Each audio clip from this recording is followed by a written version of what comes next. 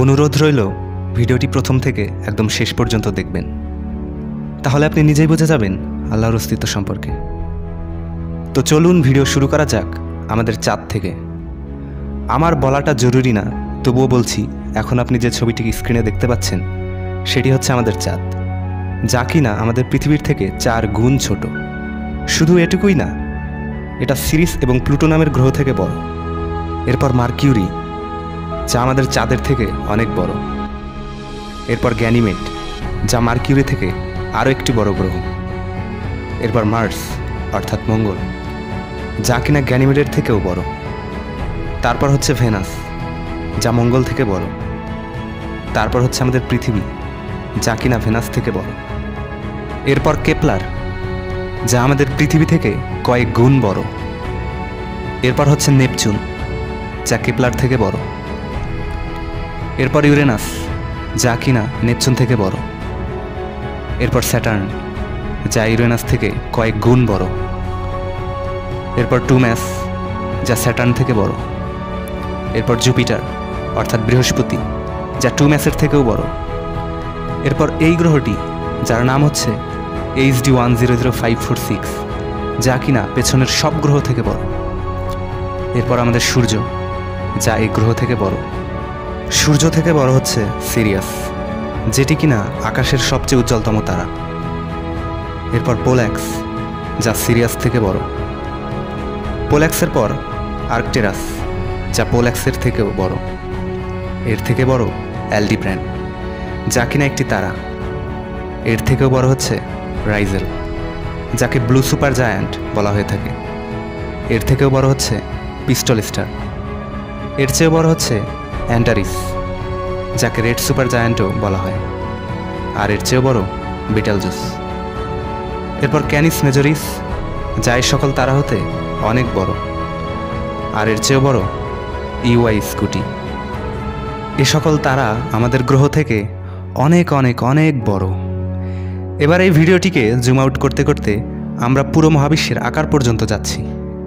কি এই মহাবিশ্ব? কত বড় এই মহাবিশ্ব? শুধু দেখুন ভিডিওটি। এরপর হয়তো আপনার নিজের ভেতর থেকেই উত্তর চলে আসবে, এই মহাবিশ্বের তুলনায় আমরা কত নগণ্য।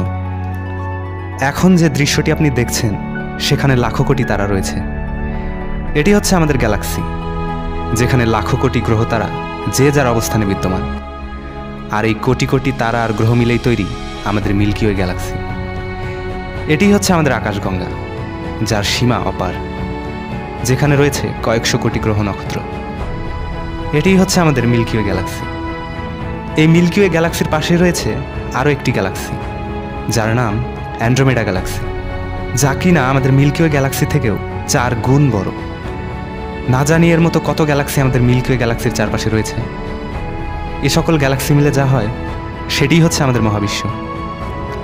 এটিই হচ্ছে আমাদের মহাবিশ্ব, যার ভেতর মিলিয়ন বিলিয়ন গ্যালাক্সি রয়েছে। এটিই হচ্ছে আমাদের মহাবিশ্ব। আর শুধু এটুকুই নয়, এখন আপনি স্ক্রিনে যা দেখতে পাচ্ছেন সেটি হচ্ছে আমাদের ইউনিভার্স, যা কিনা একটি বল। না জানি আমাদের ইউনিভার্সের মতোই কত লাখো কোটি ইউনিভার্স রয়েছে এই মহাবিশ্বে। আর এই কোটি কোটি ইউনিভার্স মিলেই তৈরি হয় একটা মাল্টিভার্স। হয়তো এই মাল্টিভার্সের উপরেও এক সুপারভার্স আছে, যেখানে হাজারো মাল্টিভার্স আছে, লাখো কোটি মাল্টিভার্স আছে। এটিই হচ্ছে আমাদের মহাবিশ্ব। খুব অবাক হচ্ছেন, তাই না? এখান থেকে মাইক্রোস্কোপ লাগিয়েও যদি আপনাকে খোঁজেন, আপনার অস্তিত্ব তো দূরের কথা, আমাদের গ্যালাক্সিকেও খুঁজে পাওয়া যাবে না।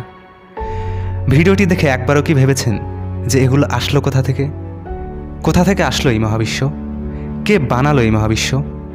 এত বড় স্পেস, এত বড় জায়গা কিভাবে চলছে? আমরা মানুষরাই তো কোনো কিছু বানানোর আগে চিন্তা করি, পরিকল্পনা করি, তারপর একটা জিনিস তৈরি করি যাতে সেটা সঠিকভাবে কাজ করে। তাহলে আপনার কি মনে হয় যে এত বড় মহাবিশ্ব, এত বড় স্পেস, এত বড় জায়গা, সব কিছু এত নিখুঁতভাবে একাই চলছে? কখনোই না। বরং কেউ তো এগুলো বানিয়েছে এবং তার দ্বারাই এগুলো পরিচালিত হচ্ছে। চলুন মহাবিশ্বের কথা বাদই দেয়া যাক। মিশরের পিরামিডের নাম হয়তো সবাই শুনেছেন। কখনো কি ভেবে দেখেছেন এত বড় পিরামিড কিভাবে তৈরি হয়েছে?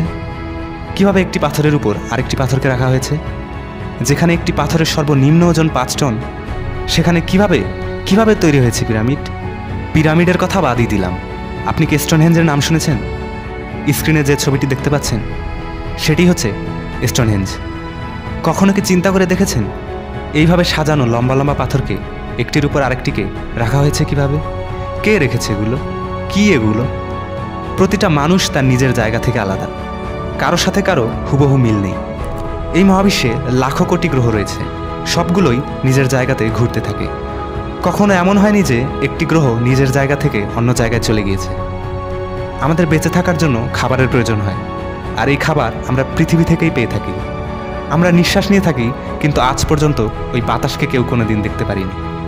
এই পৃথিবীতে বেঁচে থাকার জন্য যে জিনিসের যতটুকু প্রয়োজন ততটুকুই রাখা হয়েছে। বায়ুতে অক্সিজেন সহ অন্যান্য গ্যাসের পরিমাণ, তাপমাত্রা, বায়ুচাপ, গ্র্যাভিটি ইত্যাদি সব কিছুকেই প্রয়োজন মতো রাখা হয়েছে। যদি এসব জিনিসের যে কোনো একটিরও সামান্য কম বেশি হতো, তাহলে এই পৃথিবীতে জীবের অস্তিত্ব থাকতো না। পৃথিবী তার নিজ অক্ষে চারিদিকে 30 কিলোমিটার পার সেকেন্ড বেগে ঘোরে। এই ঘোরার গতি যদি সামান্য পরিমাণও কম বেশি হতো, তাহলে আমরা সুশৃঙ্খলভাবে বসবাস করতে পারতাম না। সূর্যের ক্ষতিকর রশ্মি থেকে বাঁচার জন্য পৃথিবীতে ওজোন স্তর রয়েছে। এটা না থাকলে পৃথিবীতে কোনো জীব বাস করতে পারত না। বসবাসের জন্য যে সব জিনিসের প্রয়োজন সব কিছুই দেওয়া হয়েছে। এর পরেও কি আপনার মনে হচ্ছে যে সব কিছু এত নিখুঁতভাবে একাই চলছে? কখনোই না। বরং এমন একজন আছেন যিনি এই সব কিছুকে বানিয়েছেন, সব কিছুকে চালাচ্ছেন। তিনি আর কেউ নন, তিনি হচ্ছেন সব কিছুর মালিক, আমাদের সৃষ্টিকর্তা মহান আল্লাহ। তার পরিচয় সম্পর্কে আসলে আমাদের কোনো ধারণাই নেই। সকল প্রশ্নের উত্তর আপনি 1400 বছর আগে কোরআনে পেয়ে যাবেন। মন দিয়ে কোরআন পড়ুন, আল্লাহকে জেনে যাবেন।